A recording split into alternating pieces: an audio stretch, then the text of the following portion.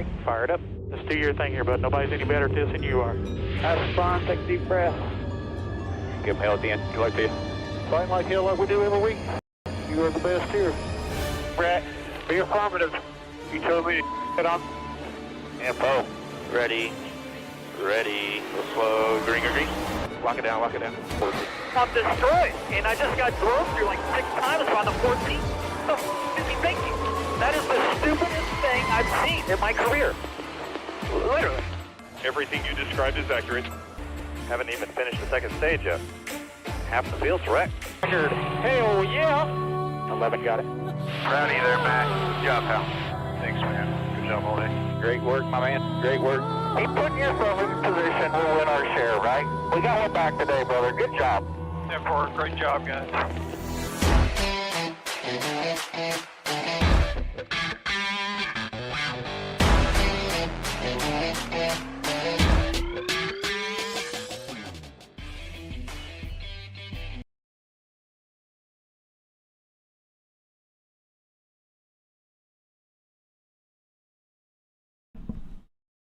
And welcome back to Racing in the Draft. My name is Mark. I appreciate you tuning in for a, much earlier edition than normal. Usually it's 10 o'clock on Saturday nights, but since there'll be probably 20 laps to the finish of the race, that probably won't work. So we're live noon today on Saturday. Thanks for tuning in. Make sure you hit the like and subscribe button. We are closing in on 100 subscribers and would love to get there before the playoffs start. So you've got anybody that you know that also bets on NASCAR or does Draftkings with NASCAR and thinks that they could use some of this valuable information, make sure you tell them or share this video and have them like and subscribe. That would be great. I'd appreciate it. So we'll have a push for 100 and maybe we'll give something away. I don't know. We'll figure something out. But either way, we are headed to Daytona for tonight. It is, any of the drafting style tracks are always kind of the lottery. But there are some things that we can do to mitigate some of the chances. And it's still, the big one almost always happens at Daytona. I can't remember a Daytona, Talladega, Atlanta race that has not had some type of decent amount of carnage. So keep that in mind when setting your lineups. But before we head to Daytona, let's go back to Michigan, where Tyler Reddick finally got that win. That's an interesting graphic. Why is that so strange? Let me fix that real quick. Hold on.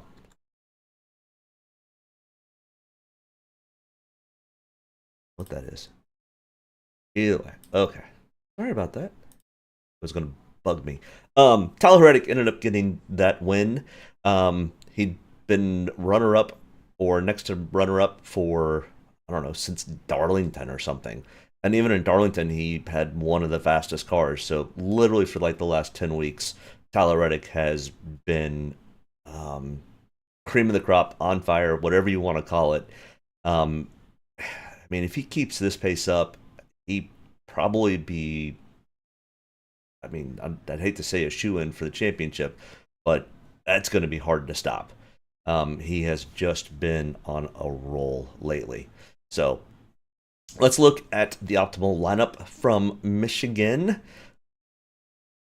So definitely missed a couple. I guess I probably should have seen the Kyle Busch play coming into effect after the really good performance from Austin Dillon.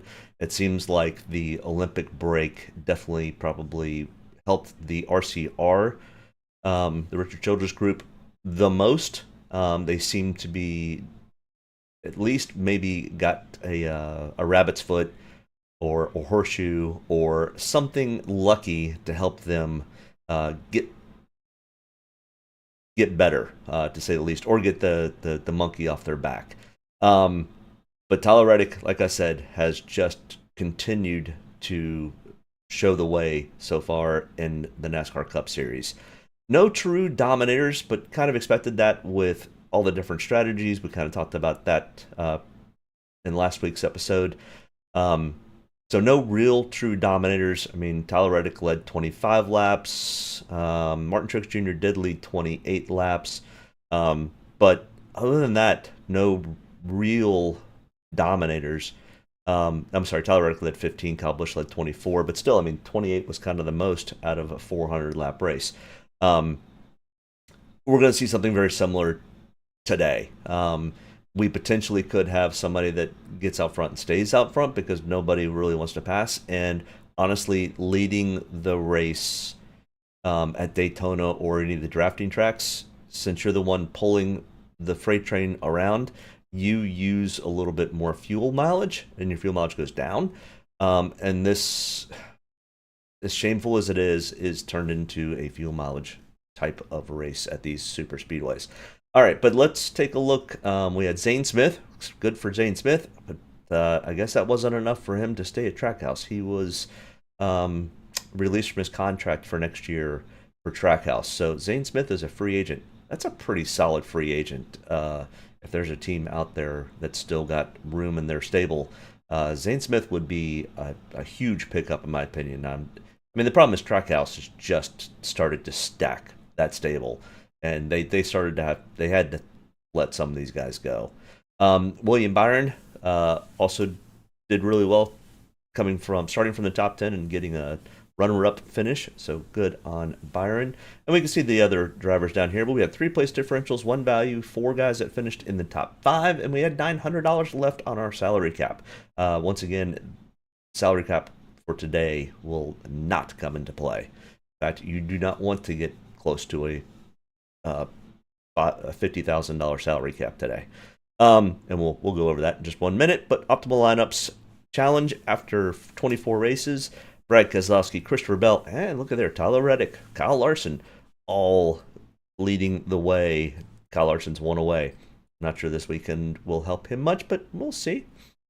Ty Gibbs, William Byron, kind of still there. Got their presence being known. All right. Let's get rid of Michigan. All right, here's this stupid practice stuff that absolutely makes no sense whatsoever. Yeah, none of it showed up anything. I mean, other than people who overperformed in qualifying really didn't show up. Other than Tyler Reddick and Zane Smith, everybody else was kind of bad. So maybe there was a little bit of who not to take, but then you may not have taken Tyler Reddick and Zane Smith. I don't know. I cannot figure out these practice laps compared to what's going to happen in the race. And I think a lot of that has to do with just the crazy strategies we have seen this year and teams that are willing to roll the dice to try to get track position, and track position being so big. The fastest guys in practice, I mean, didn't show up either. I mean, Ross was first. He finished 25th. Now Ross, with 2 laps to go, or one of the green-white checkers, was running in the top 10 and got taken out. Martin Truex Jr. also had a very fast car and didn't have the day he wanted. Kyle Larson screwed up, which I guess happens with Kyle Larson, even though he's the best driver in the world. Sure done. William Byron. So, all 4 of the guys were fast, and they were competitive in the race. They just didn't get the finishes that they needed. Bubba Wallace, same thing. He had a great fast car, and he got collected in the Kyle Larson incident. So I guess there was something there, but, the strategies and the accidents just definitely didn't play. And, this was way off. We've had a couple weeks where this hit, and it was really good and useful, but if you went off of this, we missed the boat. So I didn't have a awful week last week. I was doing pretty well all the way up until Martin Truex Jr. hit the wall and they threw the caution, and then everything went out the door. So if they would have just finished out that race, I was probably going to win a couple $100, but they did it, and Ross ended up going to the back, which was one of my picks, and all sorts of melee started to happen after that, and lots of position changes, and I lost a little bit. That's okay. We are Daytona. I love these Daytona races. For some reason, I just do really well with Draftkings in them. Now that I say that, I will probably win $0 this weekend. I'm kidding. I I broke even last night in the Xfinity Series, and for a while there, I was placing first in the Chrome Horn. So, but you never look until, well, I mean, I always watch it, but you don't ever count those chickens until DraftKings sends the money to your account. Especially at these big tracks with big wrecks and NASCAR trying to figure out who finishes where. All right. Coca-Cola Zero Sugar 400. Why can't they just call it the Coke Zero 400? The Coke Zero Sugar 400? Just, I don't know. Too long. I'm not sure why they just got rid of the Coke 400. But hey, it's Coke. Whatever. We are at Daytona Super Speedway, 2.5 miles in length, 31 degrees in the banking. Today's race length is 160 laps, Dominator points of 112, which will mean nothing. Nothing, I say. Absolutely zero. Even if you were to lead all the laps, you'd get 40 points. And then if you literally... All right, let's say, who's got the pole? It's Michael McDowell.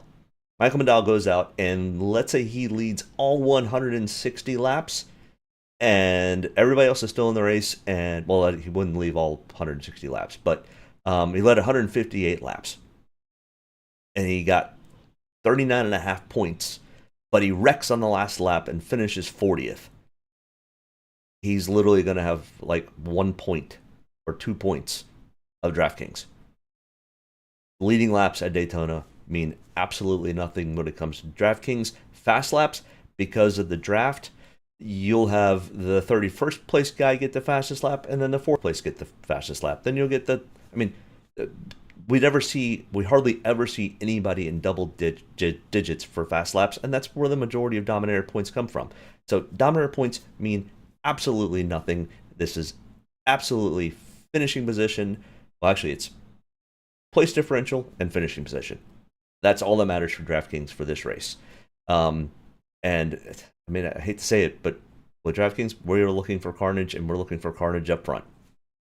I mean, even if there's not, I mean, an Eric Jones who's starting 40th today makes it up to 10th. He's going to have 30 points of place differential, over 30 points of finishing position. He's going to have 60 points. And if Martin Truex Jr., no, not Martin Truex Jr., Michael McDowell slips to third, he's going to have like about the same amount of points. So Eric Jones only has to get a top 10 to be as valuable as somebody that's sitting on the pole. And it's much more dangerous to be sitting on the pole, because if they have one slip, you're going to lose points. So other track comparisons, we can now still also continue to use Atlanta up to this point. We'll see. This track's starting to wear a little bit, and it's becoming much more of a handling track.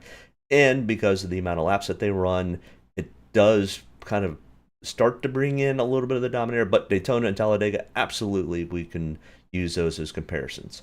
Optimal lineups from previous Daytona races that we can look at. And, I mean, I say this every time we come here. Look at the starting positions for Daytona. 38, 28, 29, 18 is the highest starting spot. 24th, 34th. And we had $4,600 of salary cap left over. Salary cap means nothing today. Now, the fall race, last year's Daytona, was a little bit closer. We actually almost got to a $50,000 expenditure, but $600 less. And even then, if we go back and look at it, you really didn't have to spend that. There were enough guys down here that were close to this that would have put you close to optimal lineup that still would have won some decent money.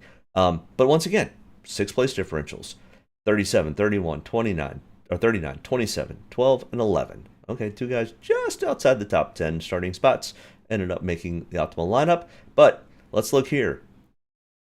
The 2023 Daytona 500, $13,000 of salary cap left over.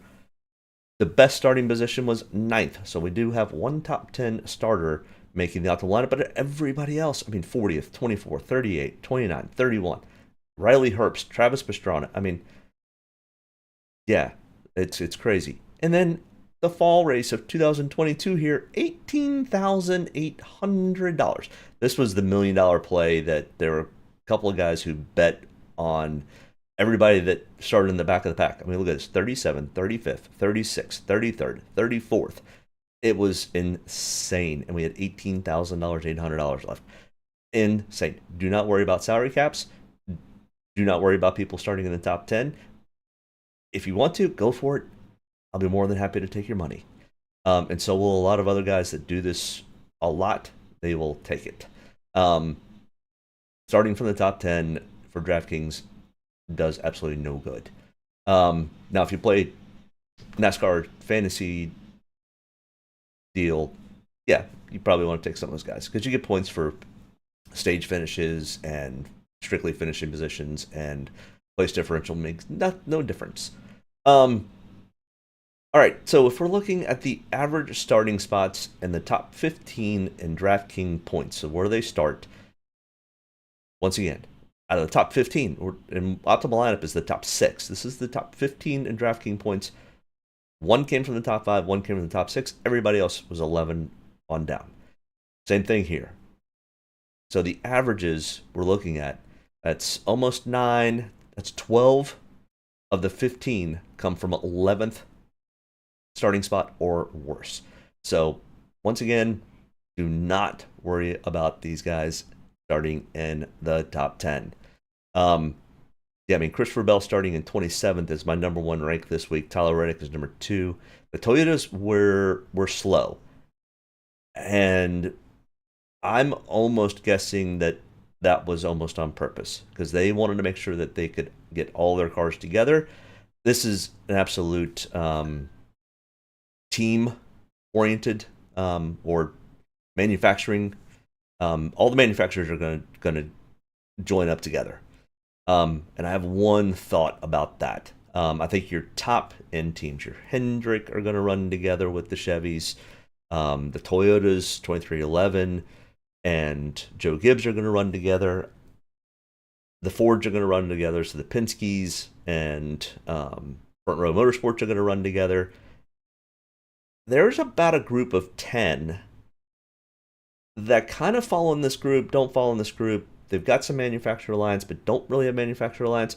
It is the Rick Ware Racing cars. It is the Spire cars. It's that group. It's Ricky Stenhouse's car.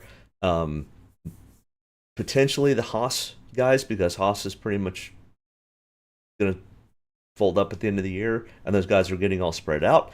So maybe the Haas. I have a thought, because what we've seen typically at these drafting style tracks is, well, we'll just leave it on Denny. While I go over this little thought process experiment. I thought about it at the gym, and I didn't have a full time to look at it, but in the past at these drafting tracks, fuel mileage becomes a major consideration and how long you spend on pit road. So these guys will slow down and run full throttle for 3/4 of the race, half of the race, let's say. And this is what happened at Daytona. It happened at Talladega. It didn't really happen in Atlanta. But it's been happening at these tracks because the less time you could spend on pit road for fuel, the faster you can get back out and potentially make up spots. What happens if these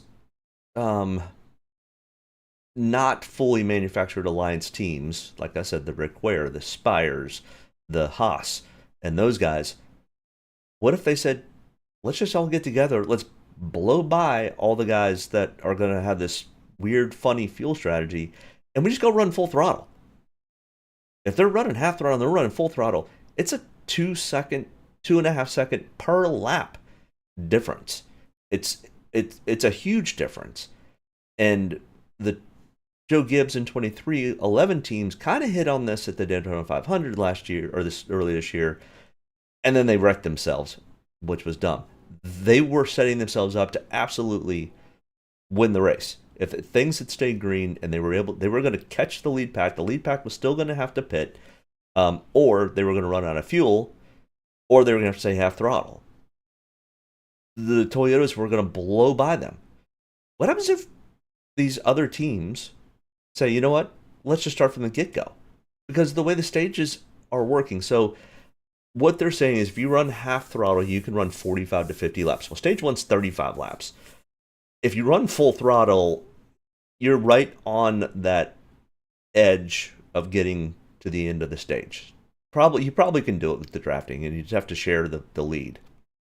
So stage one kind of is going to be thrown out anyways because these guys are just going to run pretty much full throttle for stage one. The thing starts to change in stage two and stage three because it's 60 and 65 laps. Well, even at half throttle, you're going to get best 50 laps, more like probably 45 laps. Well, everybody's going to have to pit at least once for fuel. So what if the teams that are not fully aligned say, you know what, let's go full throttle? If they gain 2 seconds a lap in front of that other pack, in 10 laps, they're going to be 20 seconds ahead. Yeah, they're still going to have to pit for fuel, and they might have to take a little bit more, but 20 seconds on a pit stop, you'll come out in front of the other guys. I think the spoiler for this weekend is going to be potentially, other than the big one happening, if this just stayed green and went green the entire way, I still like the group in the back to say, no, you know what? Let these guys screw around with their fuel mileage and running half throttle. Let's go full board. Let's get 20, 25 seconds ahead of them. They're still going to have to pit. We've got to pit.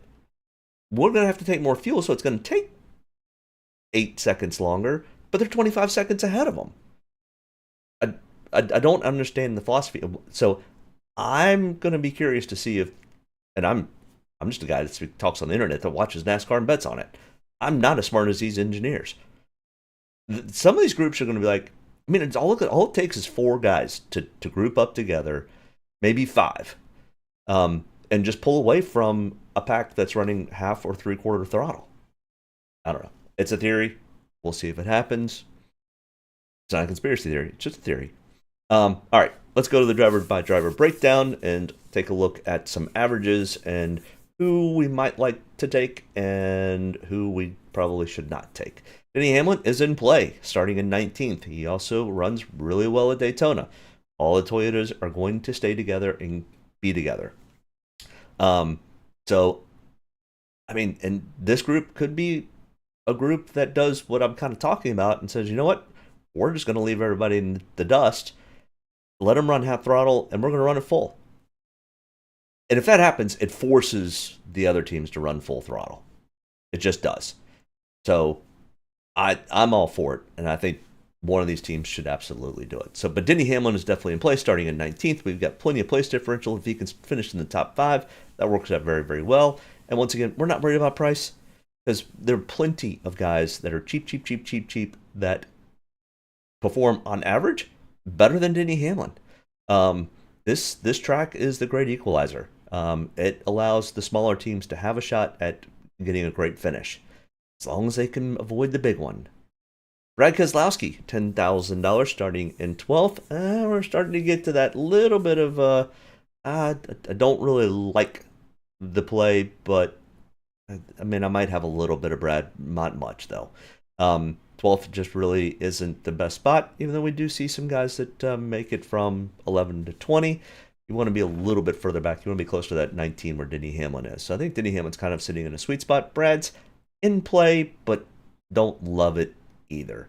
He runs really, really well at these super speedways. The problem is he is also fairly aggressive and does like to bump draft a little too hard sometimes and a little too aggressive sometimes. And then it ends up costing him and the guy in front. So Ryan Blaney is definitely in play at 14th. He's got a win here at Daytona. If we look at these finishes, an average of 20.4. Let's see, 21st, 22. All right, let's talk about Brian Blaney. Starting in 14th, there's some place differential here. I could see playing a little bit of him. But the Penske Fords are really good. They really stick together really well. If they can avoid the big one, it's going to be, when you set some of these lineups, you kind of want to build a couple of these lineups that are team alliance based. So you can pull the Penske and the 21 team, are 4 that you can pull in, and then you could do probably the front row guys. But the front row guys they're starting too far up. They're not really doesn't play well. So you could take 6 of the Ford guys that are starting 10th or worst, which is not many. You might be able to find a couple Stewart-Haas guys that would do it, but the Fords are going to stick together, so you can build one there. I think one of the better ones is the Toyota camp, and running all 4, if you can fit it, I think you can, all 4 Gibbs cars and the 2 2311 cars. Now, will that actually play? Let's see. Let me pull up a Draftkings here. It's gonna make me log in. Never mind. We'll skip that for now. Yeah, that's okay. I'll do it on my phone real quick. It's on there. Can you run a full? Let's see. We've got Nascar. Ooh, the Pick 6 is available now. If you have Pick 6, it is a really fun thing to play, and I've done really, really well. All right, so let's go Hamlin. Let's go Bubba Wallace. Let's go Reddick. Truex Jr. Bell.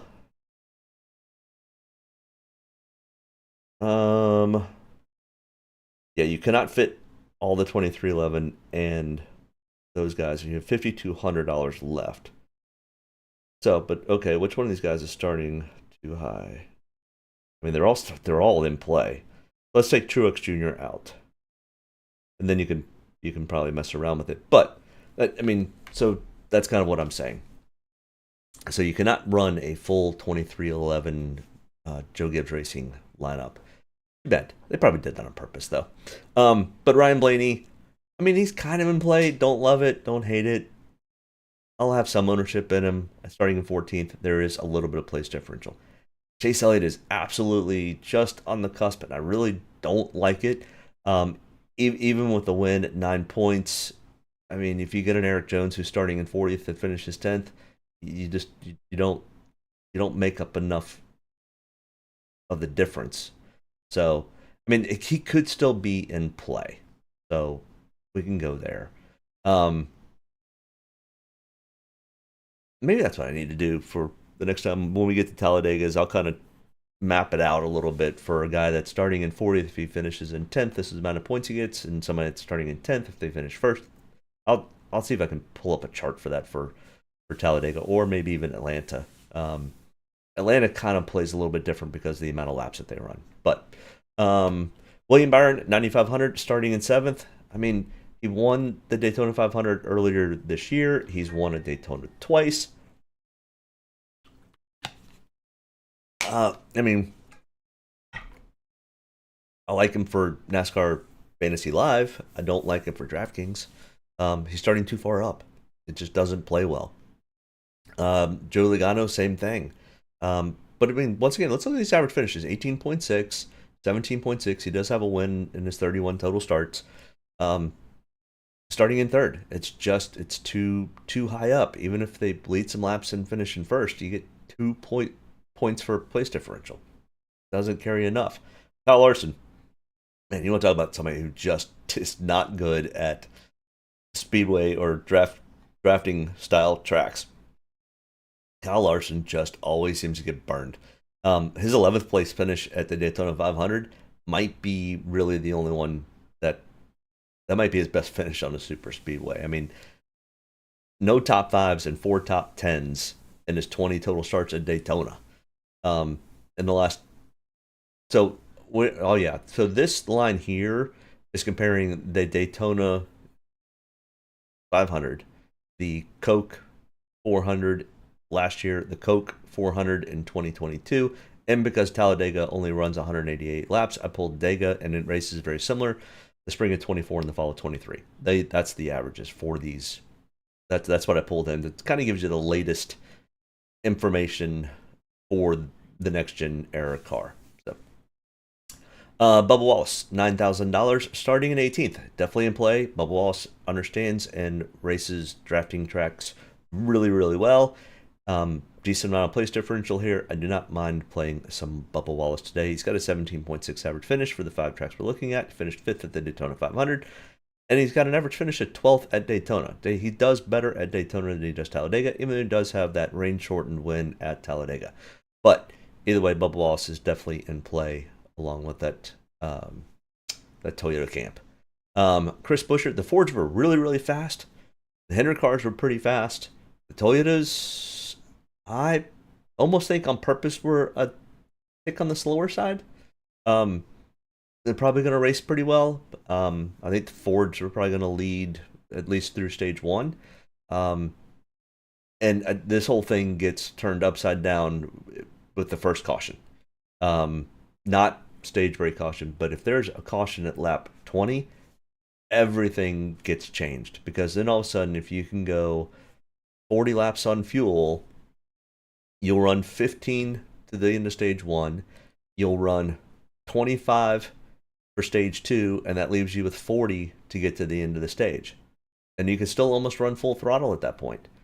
So I think the way this lays out is a little bit better than Daytona 500 because the stages were a little bit longer and they kind of need to save a little bit of fuel. I think this ends up playing much more of they're going to run a little bit more full throttle.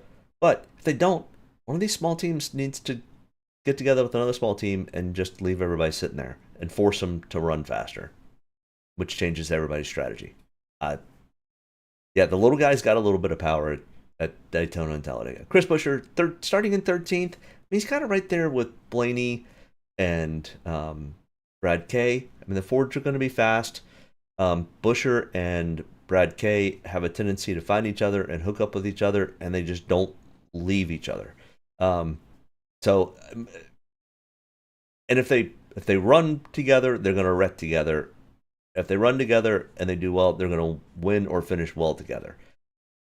If you've got Chris Buescher in a lineup, I would highly recommend keeping Brad Keselowski in some of those because they're not going to leave each other out to dry. And if anything, Brad's going to push Chris to a win because Buescher needs the win to secure his spot in the playoffs. He's in right now on points, but, I mean, one mistake at Darlington next week, and that could be a real issue, even though Buescher ran really well at Darlington earlier this year. So definitely keep an eye out for the Buescher and Keselowski duo. Kyle Busch, 8,800. I mean, is the monkey falling off of this guy's back? Potentially. And he does run the fall race in Daytona a little bit better than the spring race and has a little bit better luck. But if you've got any sort of bad luck going on, Kyle Busch is going to find it, along with Austin Dillon. And I expect them to be probably pretty close together. They're probably gonna partner up and kind of do what Brad Keselowski and Buescher are going to do. I think Kyle and Austin will also do the same thing. But that's another small team that could easily align themselves and change the dynamic of this race by getting together with Aspire and those 5 cars running together. So definitely keep that in mind. But starting in 11th, I don't love it for Draftkings. And a lot of these things I'm talking about is, number one, I also love to watch the race and the strategy behind the race and those types of things. And some of it's for Draftkings. I don't have a whole lot of interest in Kyle Busch starting 11th, especially since we think he may have gotten rid of the bad luck, but if it's going to show up, it's going to show up in Daytona. Tyler Reddick, definitely in play, starting in 25th. And he has been running super speedways recently, much better.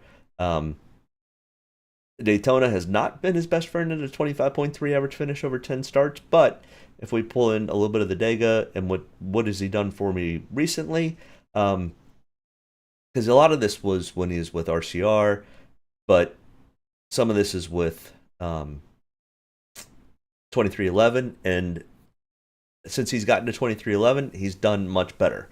14.8 average finish, starting 25th, lots of place differential. And if he's with the Toyotas and they don't screw up, he's going to end up having a decent day. So definitely like the Tyler Reddick for place differential. Now remember, he's probably going to be pretty heavily owned.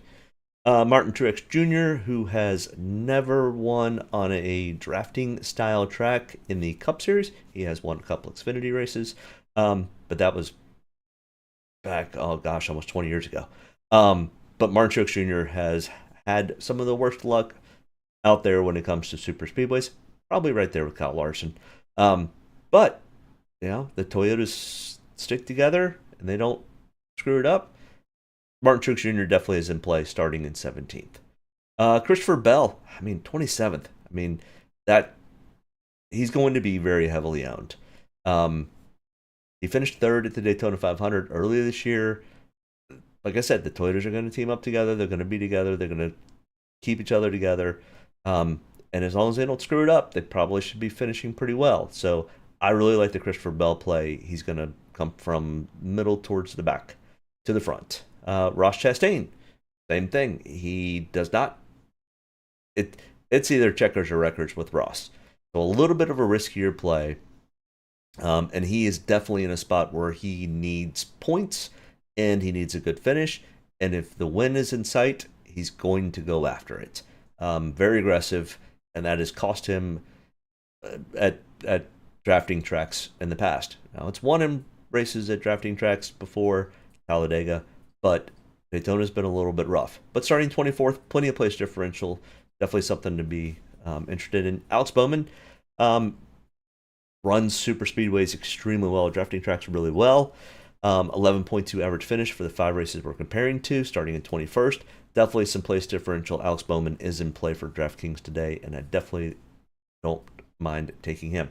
Now, I probably also think that he'll get a decent amount of ownership. We're picking from realistically 28 guys. There are 2 guys in the back that, if we get some really big ones, they might come up and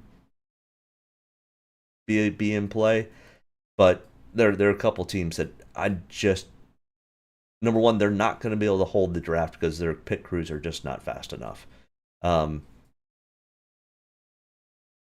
get to them in a second. But Alex Bowman, 21st, he's definitely in play.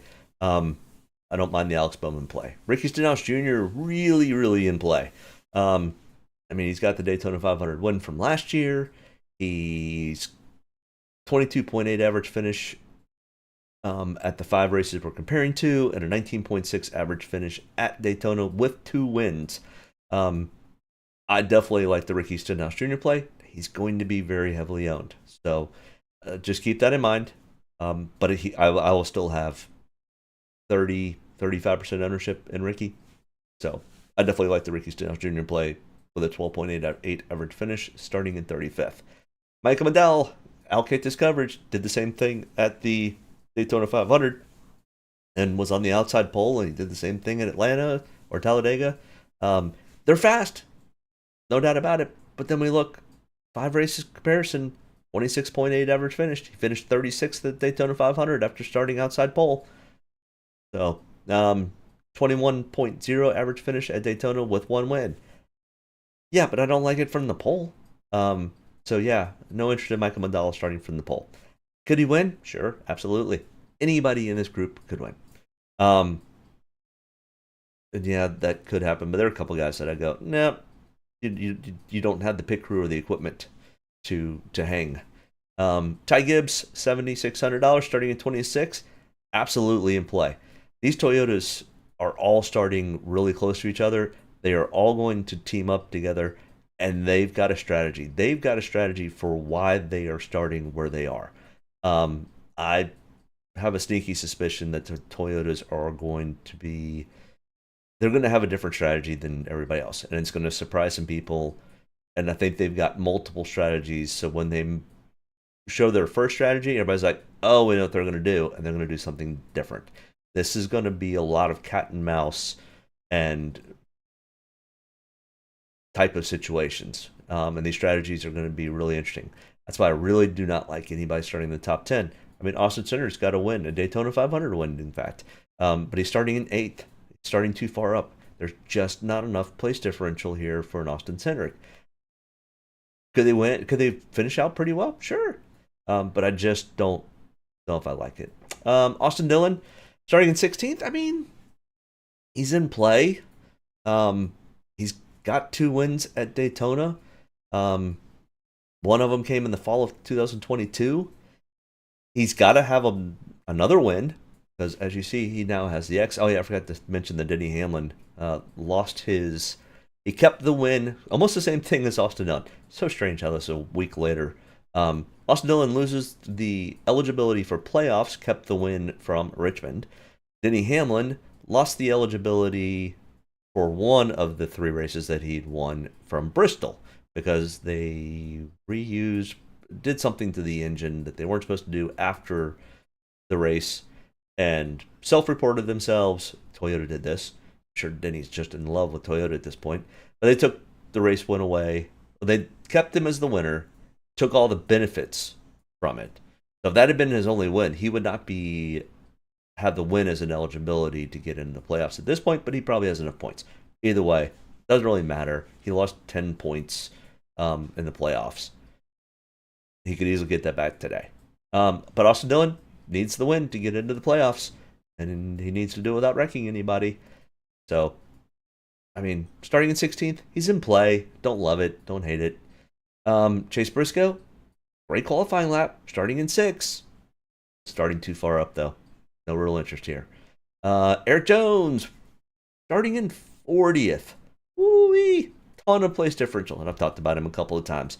I mean, go out and get a 12th place finish from 40th. You're going to be in the optimal lineup. It's just the way these things work. He's going to be 50% owned.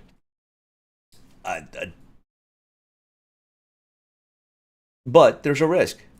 He goes out, 20 laps to go, he's in the big one, and there's not a whole lot of people that have been knocked out, and he finishes 38th.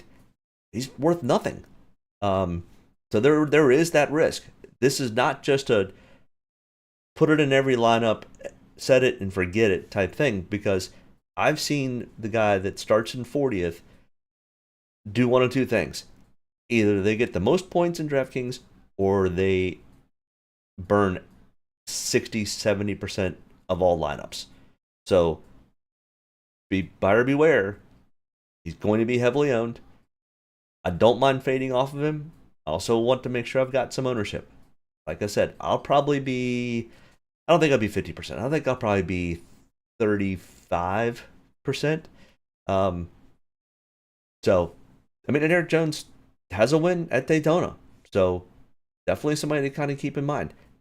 And they could play spoiler. I mean, there are a couple of Toyotas back here he could play with. So, I'm not worried about it getting up front. I'm worried about the big one happening and then finishing 38th and not getting any points. But that'll burn a lot of other people. So be careful, buyer beware on that one. Noah Gragson. I mean, I know it's only 3 starts out of these 5 races, but a 5.7 average finish. He's got the highest Draftkings average, but he's starting a little bit further up than where he normally does. I don't know why he definitely raced the Daytona 500. All right, there's my screw up for the week. I always find one. It's always kind of like where did I mess something up? But yeah. Where did he finish? I don't worry about it. But 4 starts on at Daytona with a 17.3 average finish. The problem is he's starting 15th. I mean, Gragson could easily win. I'll have, let's say, 5 to 10% ownership in Noah Gragson. I'm not going to be an all-out fade on him, but I did think it was quite interesting that he's got a 5.7 average finish. I mean, he's finished really, really well at these high drafting tracks in the Cup Series. Todd Gillen, I mean, starting outside his teammate, so front row motor is definitely fast. The problem is I don't like it for DraftKings, so I don't have a whole lot of interest. It will definitely shake the playoffs up if Todd Gillen goes out and gets that win. Same thing for Michael McDowell. He goes out and gets this win, and the playoff picture just gets absolutely scrambled. Daniel Suarez now, I mean, he does have the win at Atlanta by, 0.002 or something, 3. Starting in 22nd, I mean, yeah, I don't mind having a little bit of ownership in Daniel Suarez. But this is not Atlanta. This track is a beast. It's different. And it's different than Talladega also. But it's a drafting track. It's anybody's shot. There's some place differential here. I'll have some ownership in Daniel. SVG. He definitely kind of struggled last night in and I don't think it was his fault. I think there was a setup issue that they were trying to chase at the Xfinity race last night. He just did not have a good handling car. And that's the problem, is we don't have practice here. So it's go out, run a lap, get a fast time, start where you are, and then you'll have to fix it throughout the race. Now, starting in 32nd, he's going to take his time. He's going to be methodical. He's going to learn how to race this car. He finished 28th at the Dega race. He has not raced Daytona in the Cup Series. He did race the Talladega race. I don't mind having some ownership in SVG. In fact, he probably gets a little bit under-owned starting in 32nd. But, I mean, he's not going to be super under-owned. He's going to be probably 15, 18, 20%. But he's going to be less owned than a couple of these other guys that are starting in the 30s. Josh Berry, good qualifying run, buddy. But I have no interest in 5th place Josh Berry. Corey LaJoie starting in 34th. I mean, now this is a solid pick. He's 13.4 average on these 5 races that we're comparing to, Dega and Daytona. He finished 4th at the Daytona 500. He has a 17th place average finish out of 15 total starts. 10 times he's finished in the top 10, and he typically is starting back here. Corey LaJoie definitely is somebody to keep an eye on now, and he needs to have a good finish. He's got to have a good finish to try to secure himself a ride for next year. He's a free agent. What that looks like, I'm not sure. But if he ends up having a good finish or even winning, making the playoffs, that's going to be a pretty big feather in his cap. So he's going to be looking for a great finish. Now, does he force the issue too much? Possibly. Ryan Preece, starting 4th. Good job at qualifying, buddy, but I don't have any interest. I mean, he does have a 19.3 average finish. So if he'd been starting further to the back, he would definitely be somebody I would be interested in. But starting in 4th, I don't have a whole lot of interest. Carson Osavar, woo-wee, starting in 37th. I mean, he's starting back there with Corey LaJoie, so he definitely will have a partner in crime to team up with. And that's what I'm saying. You get a Corey LaJoie, a Carson Hocevar, an Eric Jones, and a couple of these other guys all partnered up. You get a 5 or 6 car tandem together that are true to just going full out. And these other groups are like, nope, we're going to just chill out back here and go half throttle to save our fuel. There's no reason to at this race. The stages are lined up enough that it's a no stop in the first stage, 1 stop in stage 2, and 1 stop in stage 3. So you could run full throttle for both of them. It's a little dicey at 35 for stage 1, but after that, all bets are off. Zane Smith, right there too, starting in 30th. He's part of that Spire group. I love my strategy. I don't know if they'll run it, but I would love to see it because it takes the other strategy out of play. Because other guys just have to go do it. Anyway, I think McDonald is sneaky tonight. I like the play. I remember Hamlin winning Daytona from the pole. Hi Matt, how are you?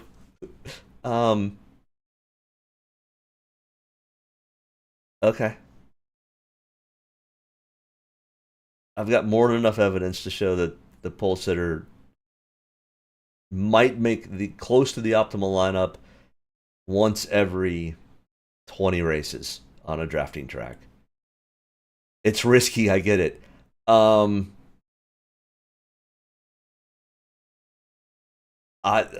Yeah. Okay. I mean, I I love you, man, but no, please don't do that. Please show me what would have. I mean, we would have to not have the big one.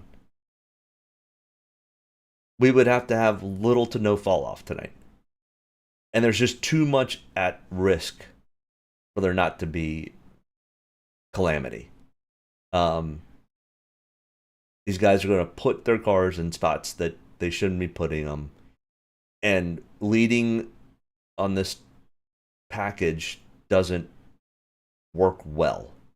So he can't make it on fuel mileage. If you're the leader, then the leader the whole time. You can't do it. There's too much fuel mileage that ends up happening. I get you. I know you love to find the sneaky pick. I mean, take your boy Elliott. I mean, he's starting in 10th. That's probably going to be slightly overlooked. Because everybody's going to target the back. So if you're looking for sneaky, go with your boy Elliott starting in 10th. At least you've got some place differential points to gain. But yeah, I mean, Chase Elliott starting in 10th will get, if he makes it up to second, that's 9 points of place differential. Because, all right, let's run the numbers. Let's do it. All right, let me pull this up. All right, go to Cup. Go here. All right. All right, so you get 45 points for first place. I mean, realistically, Matt, how many laps do we honestly think Michael McDowell will lead? Because we look at Daytona 500, which is an extra 40 laps. All right, we had 45 laps led by Joey Logano in that race. So let's say he leads 45 laps. 40's easier because it works out. That's 10 points of laps led because you get a quarter point per. And he finishes first to first. So 45, that's 55 points. Now, we look at fast laps, and they're spread out all over the place because the guy in 31st in the middle of the draft is going to be faster than the leader. So he's going to get, let's be really generous and say 10 at 0.45. So that's 4.5 points. So we're at 55, 4.5 points takes you to 59.5 for Michael McDowell. I mean, we start to look at this, and that's, here, I'll screw this all up. Let's go. So 59.5. I mean, that puts him in the optimal lineup. But, damn, that's risky. Where you can take somebody like Chase Elliott, who's going to get 9 points in place differential if he finishes in second. So, second gets you 42.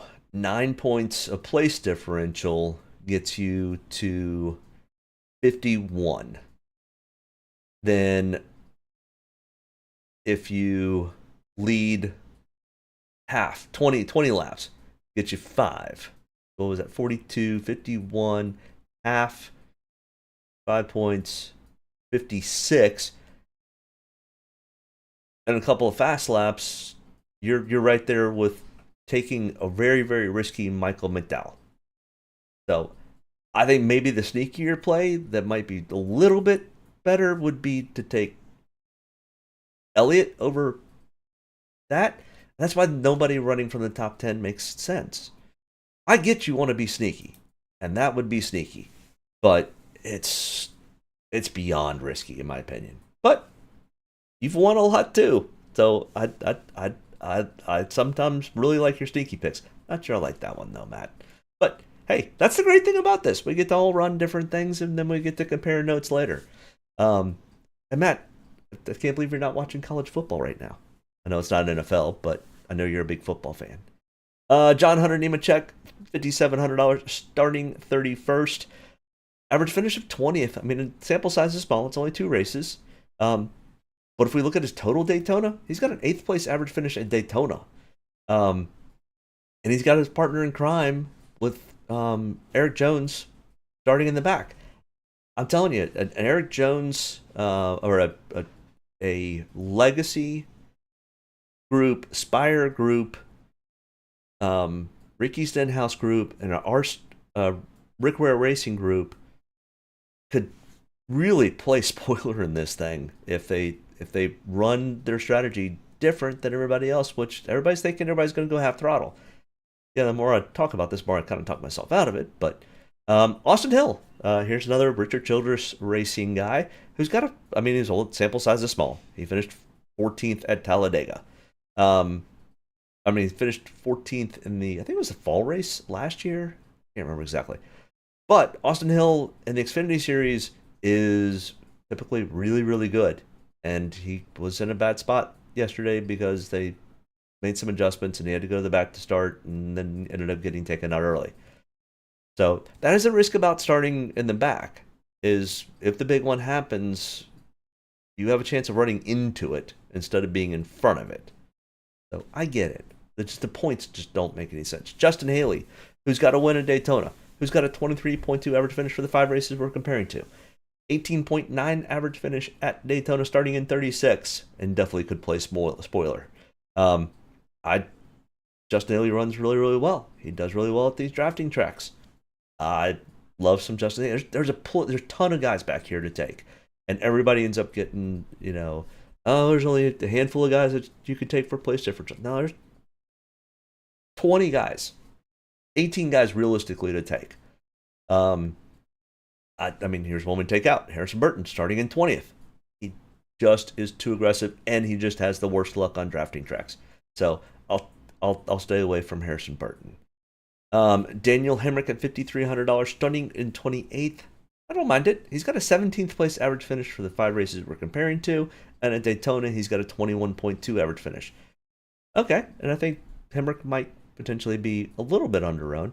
The ownership's going to be very spread out today.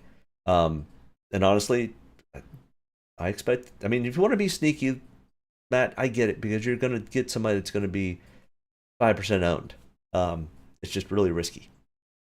Cody Ware, $5,100, starting in 33rd, 15th place average finish out of the 5 races we're comparing to, and 21st place average finish at Daytona, starting in 33rd. So I'm saying, yeah, at $5,100, that's why I'm saying you definitely do not have to spend all of your salary cap today.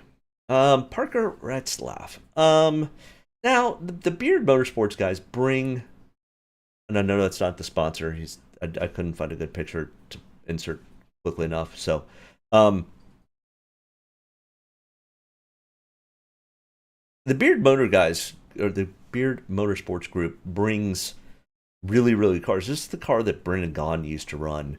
When Brendan Gaughan would come race 2 or 4 races out of the year, he'd race the super speedways for Beard, and he would get top 5 finishes almost every time. They do one thing, and they do one thing really well. They build super speedway cars.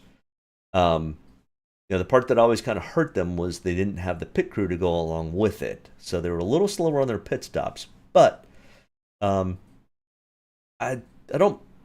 not a complete fade on Parker, but it makes me a little nervous. Just saying, he is not a Brendan Gaughan. Not yet, at least. He's too young. BJ McLeod. Gotta love some BJ McLeod coming back to the Cup Series, starting in 38th. Look at this, 23rd place average finish for the 5 races we're comparing to. At Daytona, a 22.4 average finish. Somebody who knows how to race in the draft, how to race cleanly in the draft, and be there at the end of these races, it is BJ McLeod. I like some BJ McLeod. He no good everywhere else except for super speedways, but and the return of Joey Gase. We haven't seen Joey in a while. Welcome back to the Cup Series, Mr. Gase. In fact, you don't have any of these 5 races, but you do have 7 starts at Daytona with a 26.3 average finish, and he's racing for the NY team. We think the Beard guys don't have a pit crew. The 44 team definitely does not have a pit crew that's going to be worth anything. This would be like me and Matt going out to change tires. Maybe a little bit better. But, yeah, I think that's going to be the problem with Joey Gase, is he's going to end up losing the draft whenever these pit stops happen, unless there are enough pit stops to where we're not doing it under green flag. And I don't think that's realistic either, because you're probably going to be able to take a nap in the middle of stage 3. They're going to line up single file and run, or they're going to run 2 wide, which is almost like single file, because these cars handle really well, and these guys are professionals, and they're not going to jockey too much for position. So now it gets really hard to pass once you get down to 10 laps to go. It's not like it used to be where you could get huge drafts and runs. The aero block is something that can happen. All right, so who do I really like? And who do I think also could be probably very highly owned? Christopher Bell, Tyler Reddick, Eric Jones, Ricky Stenhouse Jr. All will probably be fairly significantly owned. I also think Denny Hamlin, Corey LaJoie, Alex Bowman, Ross Chastain, Carson Hocevar, Justin Haley, all probably will be decently owned. If you want to play Matt's game and go kind of risky, I mean, maybe go for a William Byron, maybe go for a Chase Elliott. Brad Keselowski probably won't be superly highly owned and could be very competitive.